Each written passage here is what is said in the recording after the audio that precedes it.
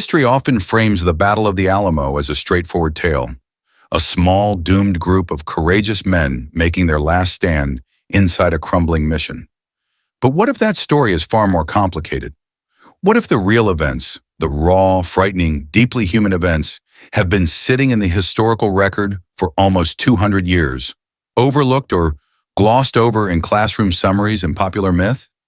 Because before dawn broke over San Antonio on March the 6th, 1836, before musket fire cracked in the cold morning air, before the ground shook, before the defenders realized the next hour and a half would seal their fate, something happened that few people ever mention. Something quiet, something eerie. For a brief, breathless moment, everything stopped, as if the land itself braced for what was coming. Before we dive in, be sure to like and subscribe. Tonight, you won't just hear about the fall of the Alamo. You'll step into it. You'll hear what the defenders heard, feel their fear, and see what they saw. You'll stand beside the men on the ramparts, gripping their weapons with shaking hands. You'll move through the dark interior rooms where families sheltered with their children. You'll hear soldados' shouts echo down tight corridors. And when the sun finally lifts over the smoking rubble, you'll understand why this moment didn't just end a battle. It lit the fuse of a revolution. After 12 relentless days of siege, General Santa Anna had no intention of waiting any longer. The Texans had turned down every offer of surrender. They were outnumbered, exhausted, low on supplies, and growing more desperate by the hour. Only 32 reinforcements had fought their way inside. No one else came. Santa Anna wanted to do more than defeat them. He wanted to break their will. He wanted this fight to become a warning, drenched in fear and fire. A message that would thunder across Texas and crush the rebellion. He raised the blood-red banner. No quarter. No prisoners. No mercy.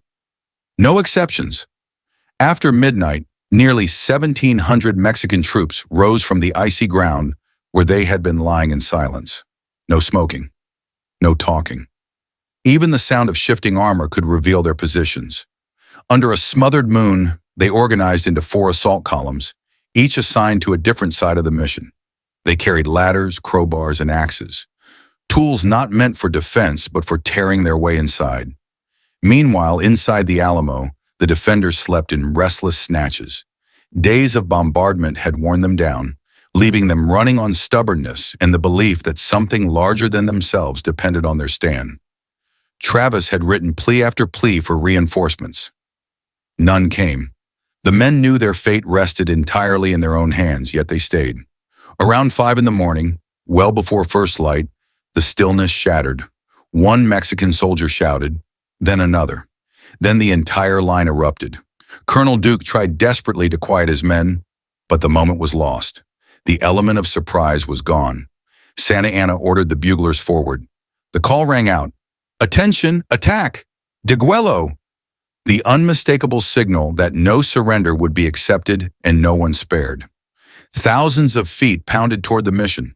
Dust rose in the dim light as weapons glinted and the 4 columns surged forward. Inside, the defenders woke to the thunder outside. Joe, Travis's servant, was jolted awake as Captain John Bowie burst in, shouting that the enemy was upon them.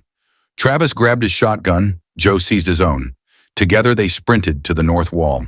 From there they saw a dark wave of soldados rushing toward them, ladders high, boots hammering the ground, bugles screaming above it all. "Come on, boys," Travis shouted. "The Mexicans are on us. Let's give them hell." And hell answered back. The first 2 columns smashed into the north wall. The defenders' opening volley tore through the Toluca battalion, wounding Colonel Duke, but the attackers didn't slow. They climbed over the fallen, tripped over one another in their desperation, and pushed forward. The 3rd column, coming from the east, swung toward the north under heavy fire until nearly Santa Anna's entire force was crushed into a single deadly bottleneck. Commands vanished into the din. Ladders toppled. Men screamed in Spanish and English. Rifle stocks smashed skulls. Axes bit into wood. Smoke blinded everyone. And through the chaos, the reality became clear. This was no neat, orderly assault. It was a cyclone of fear, fury, bravery, and utter confusion. The soldados clawed up the outer barricade. They used knees, elbows, fists, anything that gave them purchase. They climbed over bodies, friend and foe alike, fighting for inches of ground. The first attackers who managed to climb over the top were met with knives, pistols, and a frantic, desperate fury. Sparks snapped from blades and gun barrels as metal smashed against metal. Defenders shouted for more ammunition. Still, the ladders kept coming. Travis unleashed both barrels of his shotgun into the oncoming soldados. Moments later, he was struck down, one of the earliest to fall. Seeing the north wall collapsing, Joe slipped away into the darkness, seeking refuge among the rooms where terrified women and children huddled in silence. From Santa Ana's vantage point, the scene below looked chaotic and disorganized. Thinking the assault was failing, he ordered his reserves forward. The granaderos advanced with precision and sheer numbers, overpowering the exhausted defenders. The north wall finally gave way. Soldiers poured into the courtyard. Musket flashes tore through the dim morning, and the remaining Texans pulled back toward the long barracks. On the southwest side, Morales and his fourth column pressed through the jacals near the south gate. They killed the artillery crew working the massive 18-pounder and swung it around toward the defenders. The cannon blasts ripped chunks from the long barracks, shaking the ground and showering the wounded with dust and fragments of adobe. The battle spilled indoors, room to room, corner to corner. Men fought in black, suffocating darkness where they could barely distinguish friend from foe. Smoke clogged the air. Gunshots ricocheted off stone walls. The defenders fought with the brutal clarity of men who knew there would be no survival. Weapons grew too hot to hold. Rifles were swung like clubs. Doorways were barricaded with bodies, those still fighting and those already dead. Every explosion rattled the walls, the stench of gunpowder mixed with blood, sweat, and fear. The cries of the injured blended into a horrifying chorus of life and death. Meanwhile, inside the church, women and children crouched together, trembling as cannon blasts shook the compound. They heard footsteps rushing overhead. They heard Texans yelling commands. They heard soldados screaming as they pressed the attack. They heard the final bursts of gunfire as the last defenders were overwhelmed. When Mexican troops finally burst into the church, a child, perhaps 10 or 11, was shot before the soldiers realized civilians were present. Their screams stopped further firing, but nothing could halt the brutality unfolding outside. Near the palisade, a small group of Texans made a desperate attempt to escape along the Gonzales Road, but Sesma's cavalry cut them off. Accounts differ. Some say 10 slipped out briefly, others insist 60 tried.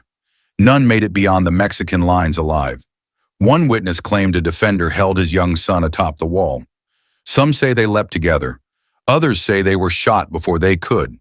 The truth sits somewhere between versions, preserved only in fading memories. In under 90 minutes, it was finished. Gunfire ceased. Smoke drifted over the early morning ruins. Bodies lay scattered everywhere, inside the rooms, outside the gates, piled where the lines had broken. The soil was stained so deeply that some swore it remained dark for weeks. Santa Ana strode into the compound. General Castrillon brought forward several defenders who had somehow survived the chaos. He pleaded for their lives. Santa Ana denied him. They were executed on the spot. And then came the questions that still divide historians. Did David Crockett die fighting to the end? Was he captured and executed afterward? Did he fall with his rifle in his hands, or did he survive long enough to stand before Santa Ana? The accounts conflict, witnesses contradict one another, and scholars still argue. James Bowie, gravely ill and bedridden, died as well. Some say he fired from his bed until the end. Others claim he was already dead before the assault even began. Some claim he met his death with pistols in hand. No one can say for certain how his final moments unfolded, only that they happened within those walls on that morning. In the end, the exact manner of their deaths matters less than the fact that they refused to leave. When the battle ended, the nightmare didn't. Mexican casualties were taken to the cemetery or dumped into the river when there was no more room. Texian bodies were stripped of anything valuable and piled onto 3 enormous pyres. The flames burned over the Alamo for hours. Only Gregorio Esparza was laid to rest properly, thanks to his brother in the Mexican army who pleaded for his remains. The surviving women and children were brought before Santa Ana. He questioned each one, giving them 2 silver coins and a blanket before sending them away. Susanna Dickinson departed with her infant, carrying a message meant to crush the rebellion.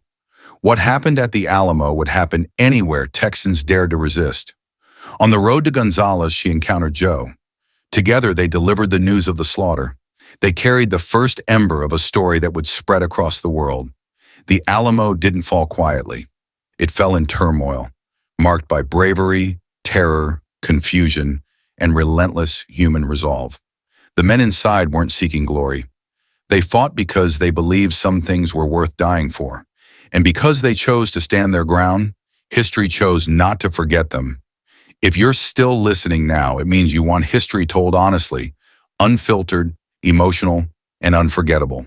That's our mission here, to revive the past with all its sharp edges, its depth, and its truth. Uncertainty, and the truth behind it, deserves to be explored. So if you want more stories like this, tales that question the myths, enrich the legends, and honor the real people who live them, stick with this channel. Hit subscribe. Turn on your notifications. The next story we share might be one you've never encountered before, but one you'll never forget. Remember the Alamo. Remember those who stood firm. And remember that history survives only when we keep telling its stories.